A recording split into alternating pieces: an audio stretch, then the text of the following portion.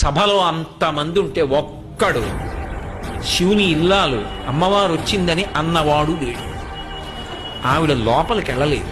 వెళ్లకుండా తిన్నగా యజ్ఞశాల దగ్గరికి వెళ్ళి దక్ష ప్రజాపతి దగ్గర నించున్నాడు. ప్రశ్న చేసి, ఏమయ్యా, ఏమిటి శివుడు శ్మశానవాసి అంటున్నావు, నీ ఇష్టం వచ్చినట్టు మాట్లాడుతున్నావు, నిరీశ్వర యాగం చేస్తున్నావు. తండ్రి, నిన్ను ప్రశ్న వేస్తున్నాను. లోకంలో పైకి అమంగళంగా కనపడతాడు, ఏదో కపాలమాల వేసుకుంటాడు, కానీ నిజంగా లోకంలో ఏదైనా అమంగళమైంది కనపడింది అనుకోండి, శివశివ అంటాం. ఆయన పైకి అమంగళంగా కనపడతాడు, కానీ ఆయనంత మంగళప్రదుడు లోకమనందు లేడు. నీకు తెలియదా ఈ విషయం? ఆయన చేతకాక పట్టుకున్నాడా? ఆయన శ్మశానంలో ఎందుకుంటాడో నీకు తెలీదా? ఆయన శ్మశానంలో ఎందుకుంటాడు అంటే, చచ్చిపోయేటంత వరకు అక్కర్లేని చోట్ల అన్నింటిలోనూ తిరిగి ఎన్నడూ శ్మశానానికి